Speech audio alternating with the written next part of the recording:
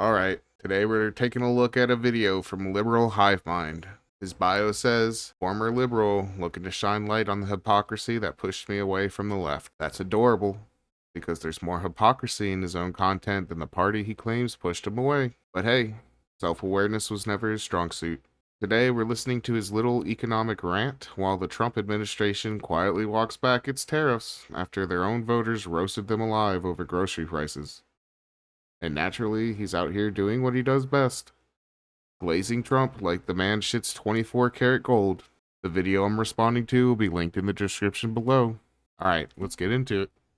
Well, no, here's the problem. First of all, inflation is a rate of change on an overall price level. A tariff is a one-time relative price adjustment on a category. If you impose it, prices step up once, and that's it. Then if you trim it, guess what? The price goes right back down. That's not a threat of runaway inflation. And what's happening now is not an admission of President Trump causing broad inflation. It's a targeted response to how people are feeling. And that's really the distinction here. And if anything, President Trump deserves credit. This is why markets have been positive post-supposed tariff apocalypse. The president is maintaining a strategic posture. He's fine-tuning where needed. He's seeing what's going on. He's reanalyzing the strategy and then making changes as he goes. He's a dynamic character. He's not static, boxing himself in a political position and then riding that straight off a freaking cliff. He's a dynamic businessman. And obviously what he's noticed is that, yes, food costs have gone up big time in the Biden era, and now on particular goods, we've seen some supply chain disruptions. That's what's going on in beef and other industries. And so he's taking off the tariff to help compensate for that, so consumers have a little bit more breathing room. That's it.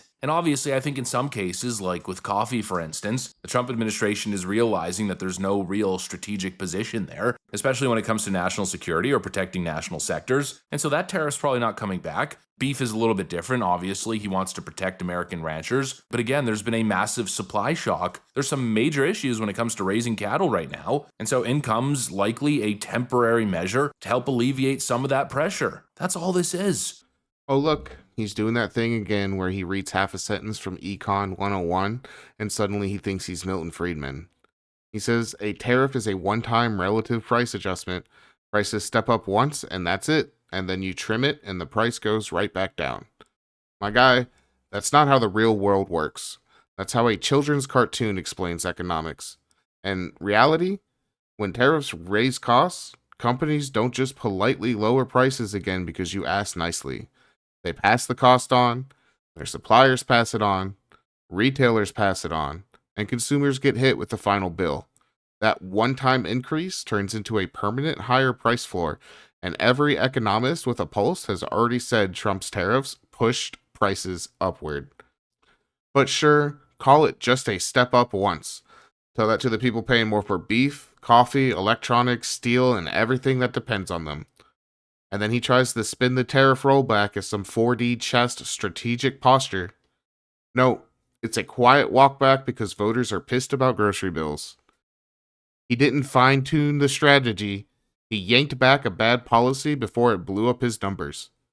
This isn't dynamic businessman energy. It's, oops, people hate this. Reverse it before the end of November. But hey, keep pretending removing tariffs to fix prices somehow proves tariffs didn't raise prices. That's like punching a hole in the wall and bragging when you patch it. Now, when it comes to other tariffs relating to actual important industries like steel, chips, electronics manufacturing, rare earth minerals, the list goes on, pharmaceuticals, well, all of that remains intact. In other words, Donald Trump hasn't chickened out of anything, and he certainly hasn't created runaway inflation. That's the funny thing, we got all these Democrats posting the same screenshot. Oh, people are freaking out over the price of goods. Donald Trump inflation. It's almost like they think we're stupid. Like we have goldfish memory, as if we don't remember 4 years of Joe Biden inflationary spikes, especially at the grocery store. And now, obviously, a lot of that pain has transitioned to the next administration, and they want the president to do something about it, which he is doing, but they're trying to now pin what Joe Biden did on Donald Trump and claim that somehow he's not only responsible for it, but he's also doing something wrong by addressing it, and somehow a hypocrite, and the whole thing is just so dishonest, doesn't make any sense. In other words, it's typical Democrat rhetoric. But I mean, come on, just play the comparison. When you look at overall inflation for the first year of Trump versus Biden. Biden, overall inflation was up 4.3%, higher than Trump, just up 1.6%. Groceries under Biden in that time, up 3.8%, with Trump up 1.3%. And then when it comes to gas, this is crazy.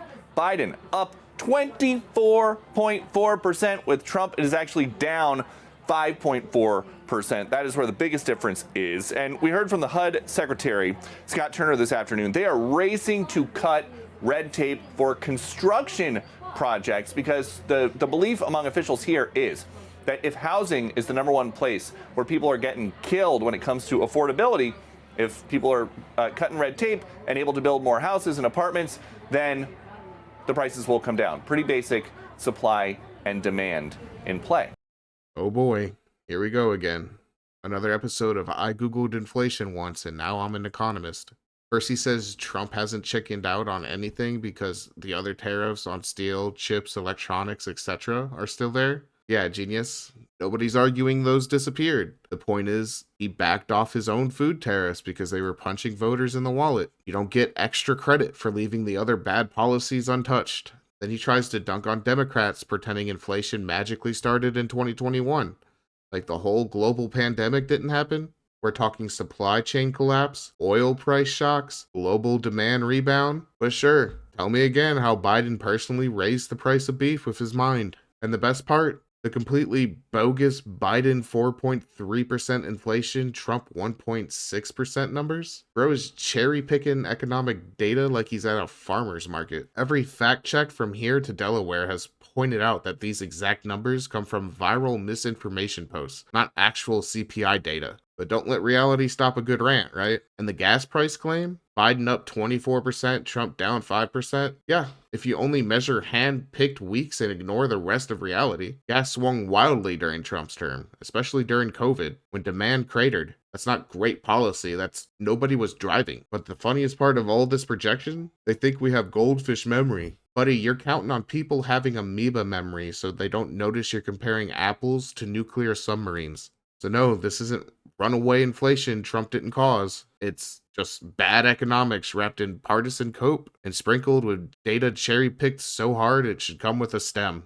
Trump deserves credit on inflation despite tariffs. And again, right here, this is the most important indicator, the cost of gas. Well, it's down considerably. Wait till that starts to kick into effect and watch how prices come down. Trump deserves credit, but the Democrats, of course, will create an alternative reality where everything the president does must be spun into a failure. Anything but doing proper analysis and telling the truth. They're desperate frickin' losers always chasing a damn headline, never interested in the actual results, and they're the biggest hypocrites in the frickin' room. After 4 years of Joe Biden inflationary catastrophe, telling us that Bidenomics is working, prices aren't going up, no, you're just depressed from COVID. Again, Democrats lost the right to even speak on the issue of prices and inflation, and yet here they are once again lecturing us. Spare me, please, give me a frickin' break. And also, again, like I mentioned in the intro, what the hell happened to the Trump fascism threat? To go from it's the end of democracy as we know it to Donald Trump's a chicken. I don't know how anybody falls for this crap. Anyways, that's what I got for you guys. Thanks for watching, and I'll see you on the next one. Oh, here we go. The Trump deserves credit for inflation fanfic. Let's break this down before someone actually believes it. First off, bragging that inflation is low despite tariffs is like bragging your house didn't burn down despite you flicking lit matches at the curtains. Every economist who isn't broadcasting from a basement studio has already said Trump's tariffs raise prices. You don't get credit for surviving your own bad policy. Then we get the line, the most important indicator is gas. Yeah, sure. If your entire understanding of economics comes from the pumps at the Shell station, gas is one of dozens of inflation components. It swings up and down constantly because of global supply, OPEC, refinery output, hurricanes, and vibes. It's not the most important indicator, it's the laziest indicator. And gas is down considerably. From when? Yesterday? Last Wednesday? Your argument loses weight when you have to cherry pick the timestamp. Then he does the classic 4 years of Biden inflationary catastrophe. Bro, inflation peaked in 2022 and then fell for nearly 2 full years straight. But I guess acknowledging that would ruin the script, huh? And the straw man, my god. Democrats say prices aren't going up. Democrats say you're just depressed from COVID. No, they didn't. You made that up. If you're going to invent quotes, at least make them funny. Then he finishes with, Democrats lost the right to talk about inflation. Amazing. Imagine thinking a political party loses the right to talk about something because it hurts your feelings. That's not analysis. That's emotional support animal energy. The final bit, what happened to the fascism talk? Buddy, people can criticize Trump's authoritarian tendencies and laugh at him for backing down on tariffs. It's called multitasking. So no, Trump doesn't get credit for inflation. Gas isn't the most important indicator, and yelling Democrats bad doesn't magically turn economic nonsense into policy expertise. Nice rant though, very loud, very wrong. And that's gonna wrap this one up. If you made it to the end, congratulations, you now understand economics better than this guy. If you got something out of this breakdown, do me a favor, hit a like and subscribe. It helps push me through the algorithm. And genuinely, I want to hear from you. Do you think he actually believes what he's saying, or is he just counting on his audience not checking anything? Let me know in the comments. I'm curious to know what you think. All right, that's it for today. Thanks for watching. I'll see you in the next one.